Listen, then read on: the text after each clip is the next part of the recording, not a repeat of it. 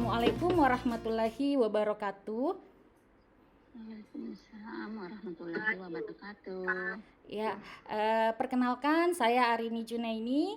Saya pengampu mata kuliah ini Hanyuk Hoyuse atau Hanyuk Hoyu Kauci adalah keterampilan berbicara bahasa Mandarin tingkat mahir. Saya sudah menjadi dosen di UNM sejak tahun 2019 dan merupakan dosen pertama di Prodi Pendidikan Bahasa Mandarin. Kemudian baik, mungkin sebelum kita masuk ke pembelajaran utama, marilah kita berdoa menurut keyakinan masing-masing.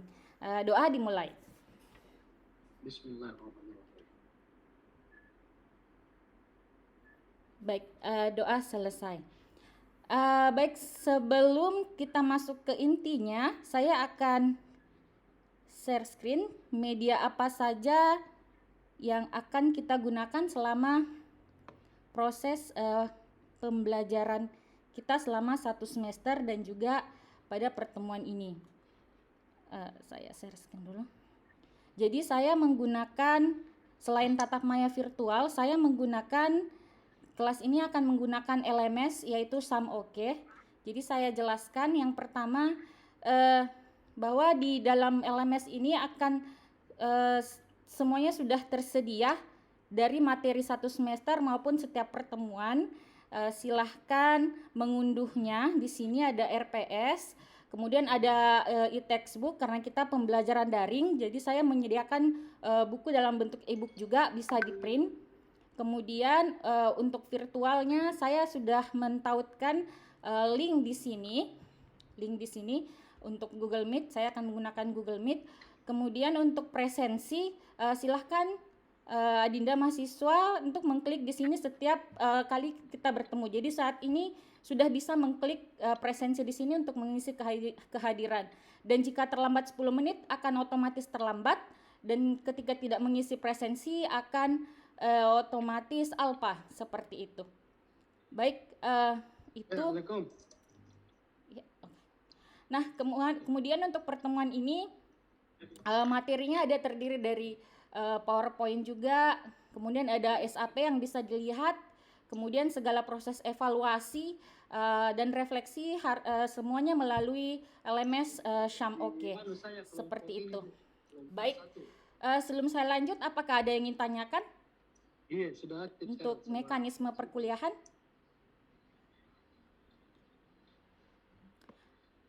Ya, saya rasa tidak ada ya. Karena saya dari tadi. Ya, baik, terima kasih. Saya akan lanjut Saja, Bu. untuk materi kita hari ini. Bagaimana caranya tuh? Oh iya. Saya izin share. Di mana nih? Apakah layar saya dan suara saya bisa terdengar dengan jelas? Iya, bagus Ibu. Oke, baik, terima kasih. Tajahal. Jadi hari ini kita akan pelajari tentang tema Nita Tsuola, pelajaran pertama. Nah, Nita Tsuola ini sebenarnya tentang apa sih? Nah, kita lihat sebelum saya masuk, kita mulai ke pokok pembahasan, saya ingin bertanya. Dari gambar yang dilihat ini, coba kalian deskripsikan. Mungkin ada yang ingin mencoba sebelum saya menunjuk? Atau saya memberikan waktu sekitar 1 menit, silakan berpikir.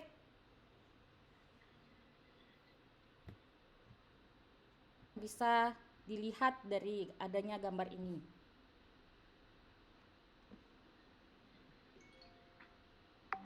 Ini barangkali di dosen. Ya, silakan. Ya. Ada kayak kaget mendapat pertanyaan mungkin bahasa Mandarin ini. Dia belum paham. Iya. Jadi maksudnya yang tahu apa nih enggak begitu kira-kira. Oh ya, terima kasih kepada Pak Idam. Jadi jawabannya Pak Idam itu katanya kaget mendengarkan bahasa yang tidak dikenali ya. Oke, terima kasih, bagus sekali jawabannya. Mungkin yang lain ada yang bisa menafsirkan? Kira-kira apa hubungan gambar ini dengan tema mata kuliah kita? Mungkin tentang komunikasi. Iya, komunikasi. Ya, Iya. silakan dijelaskan. Ini sepertinya kalau saya lihat di gambar yang pertama itu perempuan. Ya. Mungkin yang si perempuan itu menerima lamaran kerja dari si gambar kedua ini. Kemudian mereka dari pihak perusahaannya mengkonfirmasi bahwasannya Bapak ini diterima di perusahaan ini. Hanya saja si gambar kedua ini mungkin dia tidak mengerti dengan bahasa yang dari penelpon gambar satu. Jadi mungkin di sini adanya miskomunikasi antara gambar satu dengan gambar yang kedua. Seperti itu. Iya, bagus sekali jawabannya dari Ibu Hasni. Terima kasih. Mungkin ada lagi mungkin yang ingin sampaikan yang lain atau saya lanjut? Ya, baik. Kalau gitu saya lanjut ya. Kita memberikan kesimpulan bahwa ini adalah hubungannya dengan komunikasi. Dari yang pertama di sini adalah ada hal yang tidak dipahami. Jadi hubungan gambar ini dengan materi kita yaitu tentang berkomunikasi di telepon. Jadi tema yang kita bahas akan bagaimana cara kita berkomunikasi di telepon. Nah, kemudian untuk gambar yang kedua, mengapa ada tanda tanya itu sebenarnya sesuai dengan judul kita, ni ta cuola.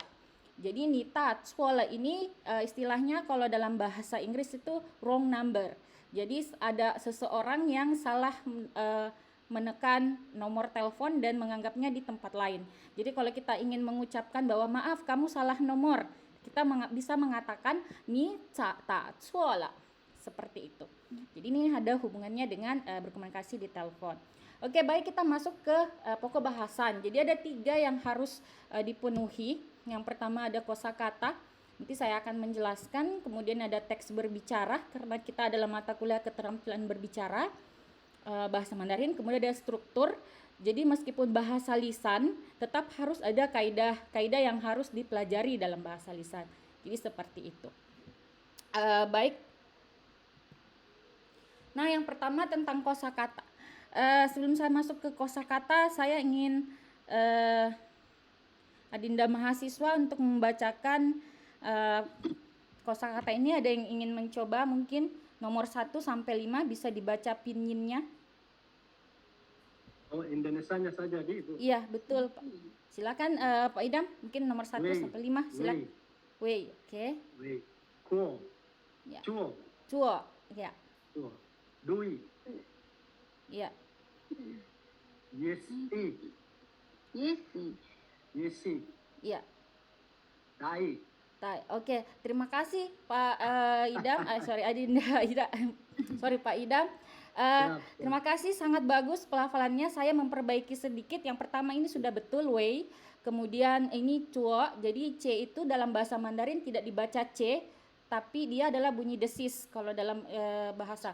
Jadi ujung lidah itu menyentuh gigi bagian atas dan kemudian ada udara gitu. Jadi seperti orang meludah. Cuo.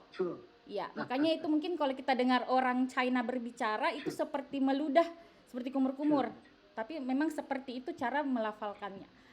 Cuo. Cuo. Kemudian huruf D. Huruf D. Jadi ada huruf di bahasa Mandarin yang sebenarnya tidak ada pelafalannya seperti huruf D dan B. D dan B itu tidak ada dalam bahasa Mandarin. Nah, kalau huruf D ini dia dibaca huruf T. Jadi ini bacanya tue. Tue, ya. Betul sekali, tue. Nah, kemudian kalau huruf T sendiri misalnya T, tue, ini T-nya ini seperti mengandung udara. Jadi tue ada bunyi aspirasi seperti itu. Bunyi aspirasi kalau dalam linguistik kita bilangnya bunyi yang mengeluarkan udara. Jadi tue seperti itu. Kemudian yang bagian 4 tadi ada yang menyebutkan iz. Jadi di sini konsonannya adalah ZH. Jadi iz itu salah ya. Jadi ZH itu dia dibacanya seperti huruf C. Jadi seperti huruf C. Jadi contohnya c. Jadi ini bacanya i c. Seperti itu. Ya, mungkin agak sulit karena sebelum keterampilan berbicara sebelumnya itu ada mata kuliah memang yang membahas tentang pronunciation, tapi tidak apa-apa. Baik, mungkin saya lanjut lagi untuk ke mahasiswa yang lain nomor 6 sampai 10 ada yang mencoba membacanya?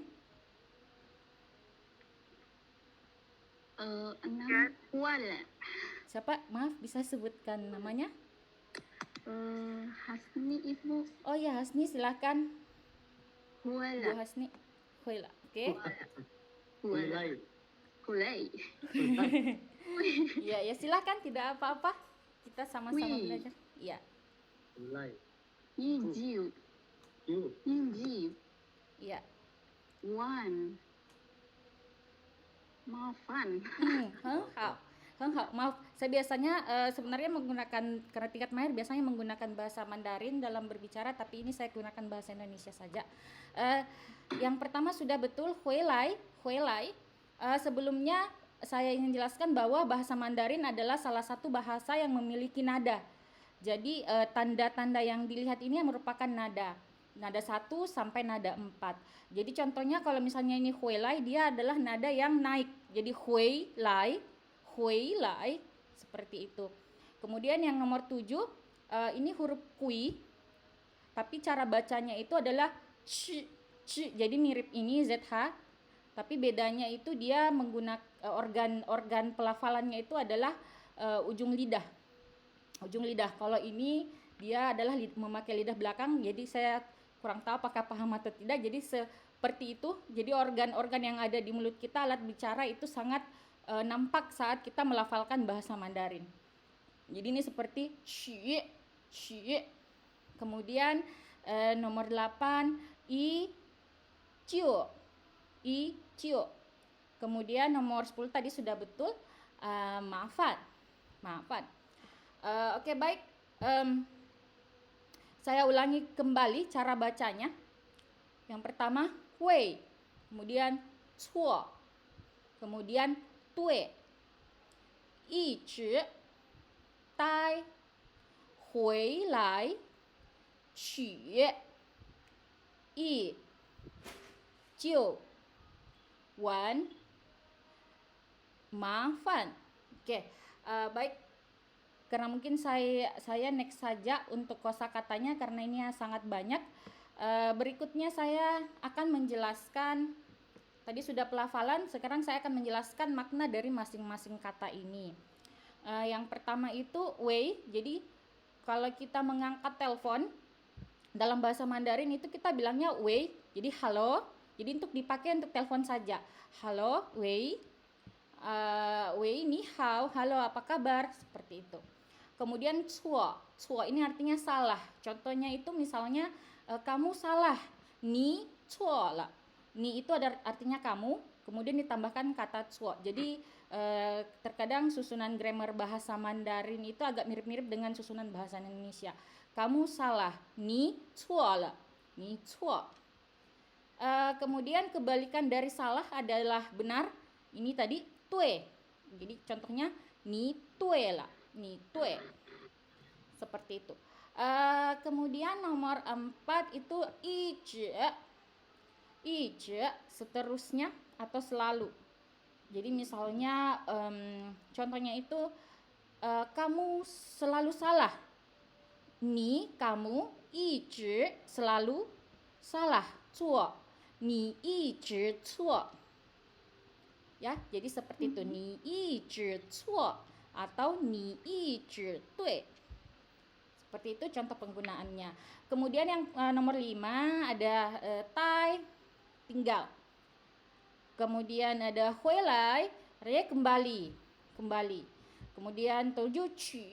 Nah, cu ini sering digunakan misalnya untuk mengambil uang. Jadi kita bahasa Mandarinnya uang itu cien.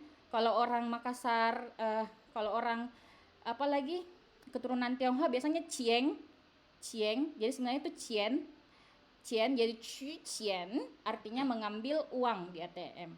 Seperti itu. Kemudian nomor 8 itu adalah struktur, nanti saya akan jelaskan lagi pada bagian struktur. Kemudian 10 adalah menyelesaikan. Jadi misalnya sudah menyelesaikan PR, misalnya PR itu artinya cuoye, kata kerjanya itu cuo, mengerjakan. Jadi misalnya kalau sudah menyelesaikan PR, cuo wan, jadi cuo wan, cuoye, cuo wan, cuoye. Jadi seperti itu. Kemudian yang 10 adalah maafan, maafan, merepotkan. Jadi ini adalah ujaran maafan ini adalah ujaran positif, maksudnya sopan. Misalnya kalau kita ingin meminta bantuan kepada orang lain, kita bisa mengungkapkan maafan nih, maaf merepotkan, seperti itu. Kita bisa bilang maafan nih. Jadi seperti itu. Untuk peer teaching mungkin cukup 10 saja yang saya jelaskan. Karena tingkat mahir agak banyak. Baik, saya lanjut. Sebelum saya lanjut kita masuk ke teks, apakah ada yang ingin ditanyakan tentang kosakata ini? Kalau Bu, Ya. kan kalau seperti bahasa Indonesia Ya. atau bahasa Inggris itu kan biasanya ada kata penghubung. Ya. Itu yang biasanya kita fokus di situ, tak? Ya. Ada kata penghubung. Kemudian yang kedua, untuk anunya Bu, Ya, kenapa? kalau dia jamak dan tunggal, bagaimana itu? Ada juga. Ya. Iya, Masih ada lagi ditanyakan? Iya. Ya, terima kasih, bagus sekali pertanyaannya Pak Idam. Yang pertama saya bahas tadi tentang kata penghubung ada. Biasa kalau di istilah bahasa kita bilangnya konjugasi ada. Kata penghubung misalnya kata dan, atau itu ada. Dan penggunaannya kurang lebih sama dengan bahasa Indonesia. Penggunaannya, struktur grammarnya sama. Misalnya aku dan kamu. Wo he ni. Wo. Jadi saya tuliskan di sini.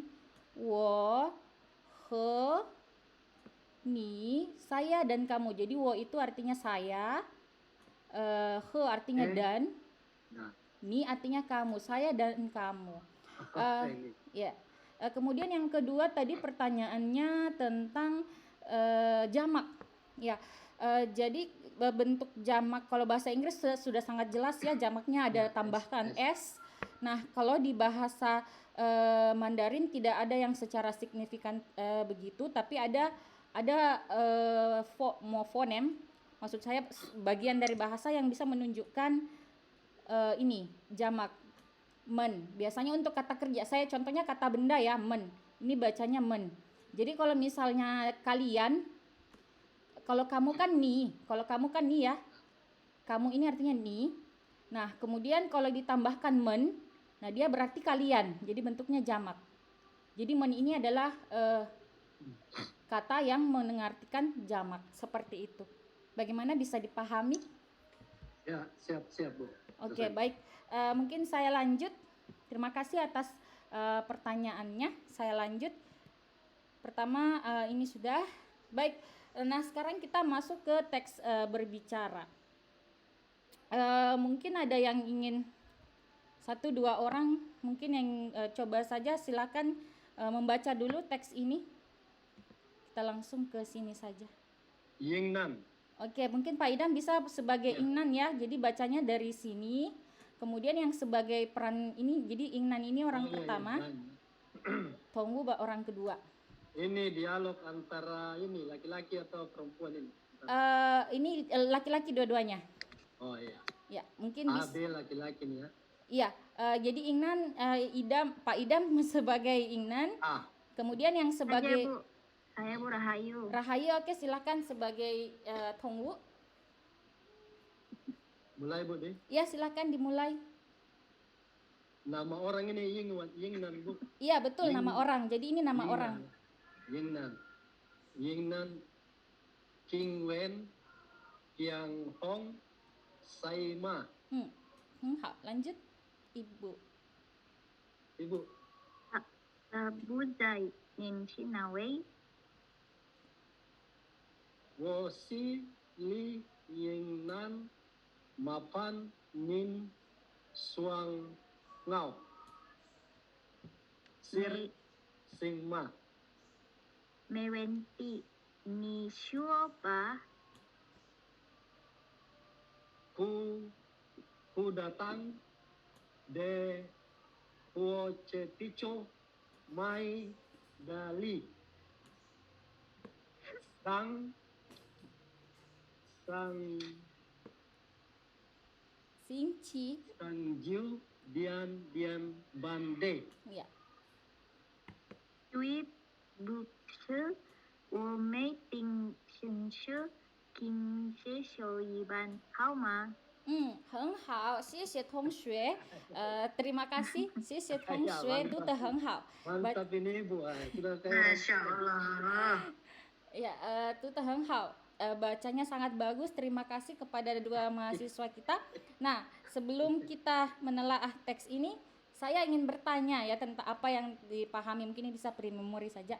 Yang pertama, Tatian Huali Ren Shishei. Sebutkan siapa saja yang ada sedang berbicara di telepon.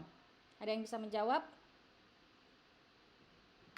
Yingnan dan Tongyi Iya, Yingnan dan Tou Heng Hao. Kemudian iya, betul. Kemudian di dalam teksnya itu Ingnan dan Tongwu kenal tidak orangnya? Saling berkenalan atau tidak?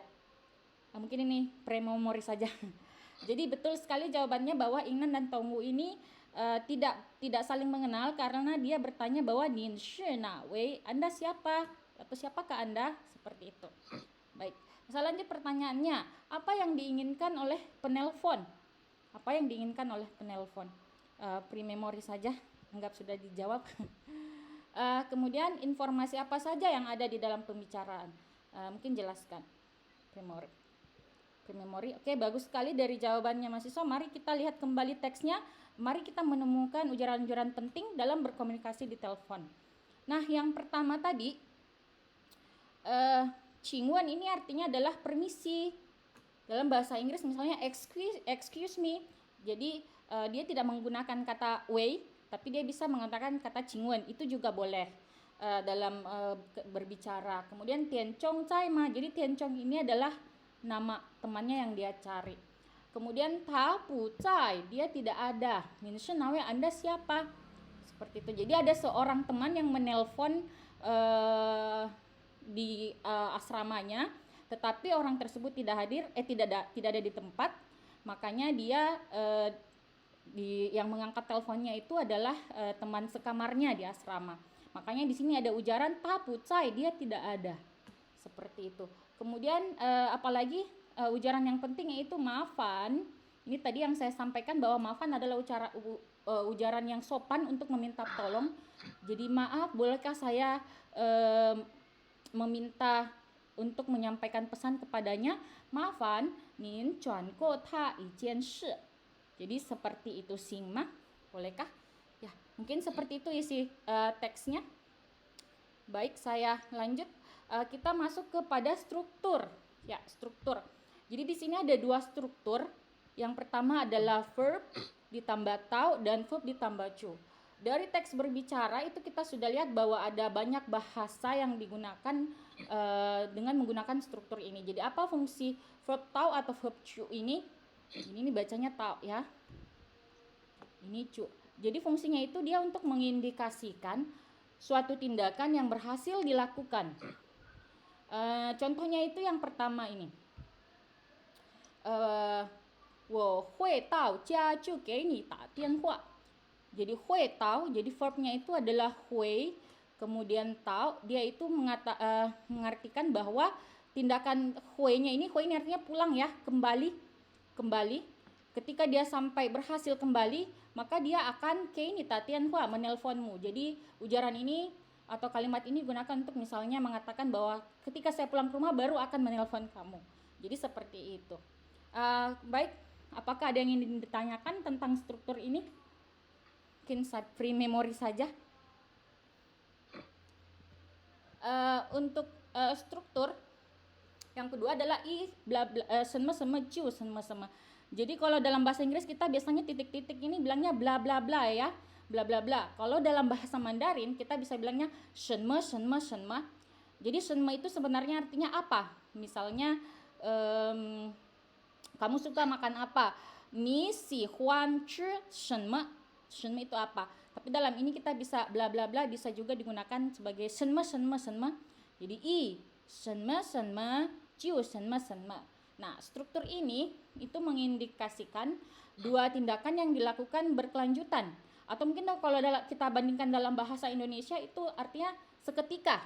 Ya, jadi seketika ada dua kejadian, jadi ditaruh di sini, kemudian di sini setelah melakukan ini seketika melakukan ini. Contohnya, 我一吃晚饭就去. Nah, setelah saya makan, saya akan seketika pergi. Seperti itu contohnya. Oke, mungkin ada yang ingin ditanyakan dari struktur ini? Ya, saya rasa sudah sangat jelas ya. Terima kasih atas jawabannya, atas diskusinya tentang struktur ini. Baik, mungkin kita akan lanjut tentang evaluasi. Mungkin untuk yang saya sebutkan namanya, silahkan kembali melafalkan kosakata. Kita lihat kosakata, mungkin yang saya sebutkan namanya baca saja untuk Ibu Rahayu, mahasiswa atas nama Rahayu. Mungkin silakan dibaca nomor 14 sampai 20. Ibu Rahayu mendengar? Ya, iya Bu. Iya, silakan. 14, Kanjian. Oke, Heng Hao, bagus. Heng Hao. Kemudian Nomor 15, Ji. Oke. Nomor 16 itu Qingjian. Iya. Xiao. Shouji. Ipa. Heng Hao, bagus sekali Fei Chang Hao. Terima kasih atas pelafalannya. Semoga nanti kedepannya bisa ditingkatkan lagi. Kemudian untuk evaluasi berikutnya silakan silakan para mahasiswa untuk mengakses SAMOK-nya. Di situ ada soal kuis.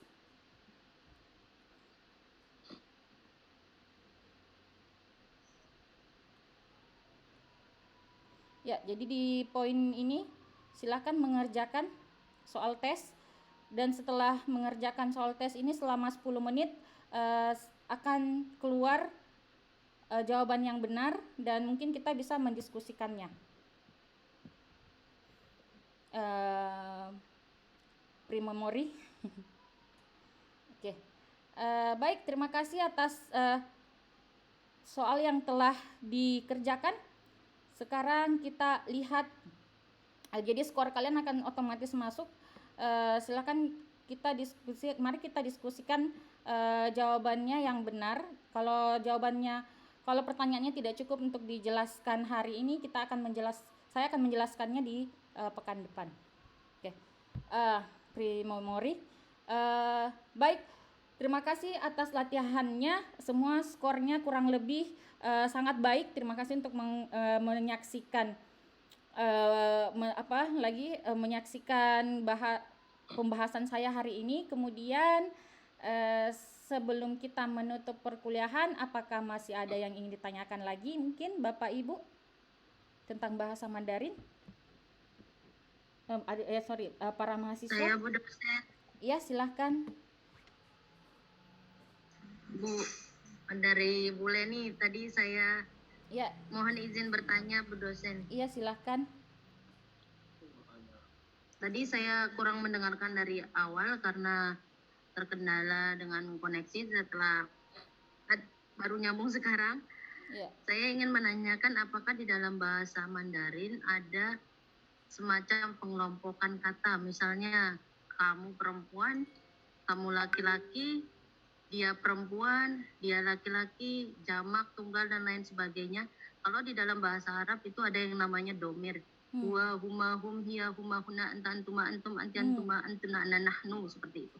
Apakah di dalam bahasa Mandarin itu ada hal yang sama. Mungkin saya tidak menyimak dari awal karena terkendala koneksi. Terima kasih banyak Bu dosen. Ya, terima kasih kepada mahasiswa atas nama Leni. Terima kasih pertanyaannya yang sangat bagus. Untuk jamak tadi saya sudah tadi menjelaskan ya bahwa kita menggunakan kata men untuk kata benda yang misalnya untuk orang yang jamak misalnya men. Jadi ditambahkan saja men, misalnya ni, jadi ni men. Tapi ini tidak berlaku untuk benda-benda yang lain. Ini berlaku untuk kata pronoun. Kata pronoun misalnya saya, kamu, Anda dan segala macam. Kemudian terkait pada itu namanya biasanya kita sebut gender dalam bahasa ya.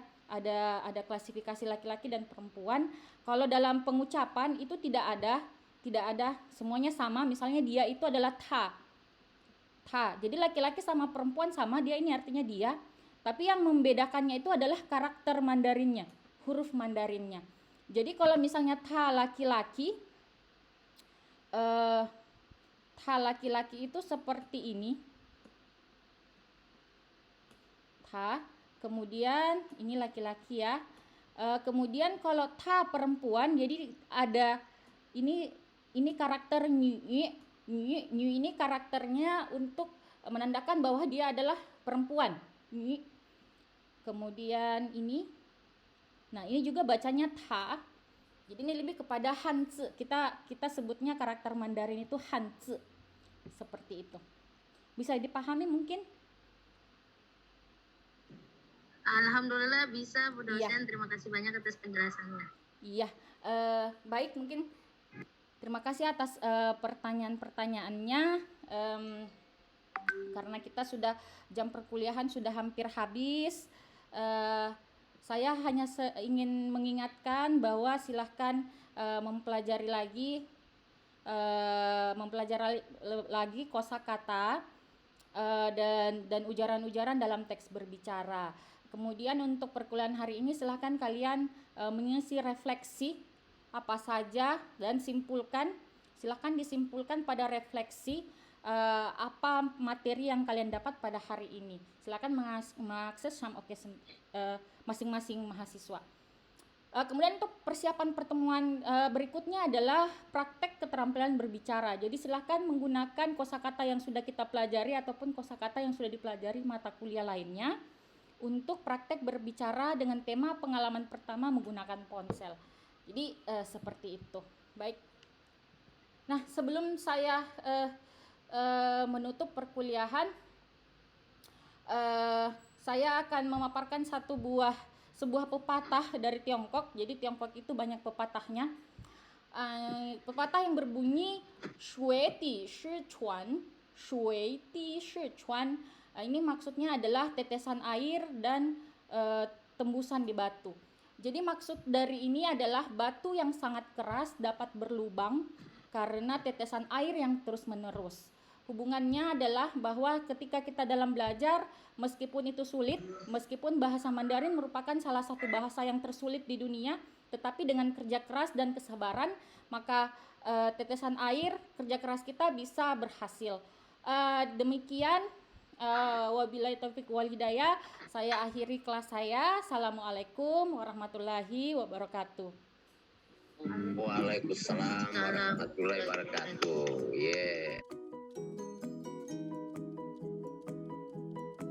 Ya, kita ditubuhi bahasa Mandarin. Untung ada artinya, tapi mendengarkan ejaannya saja susah ya. Iya. Aduh, ini Ibu Arin ini alumni dari Mandarin. Iya Prof, kalau S1 saya sastra Inggris di Unhas, S2 saya alumni linguistik Mandarin di Nanchang China. University. Iya Prof, Di Tiongkok. ya. Dekat Wuhan Prof. Kalau Wuhan tahu mungkin ya. Dekat Wuhan. Kita tahu di televisi setelah ada corona. Iya. Ya. Oke. Terima kasih Bu hari ini kita Iya Prof.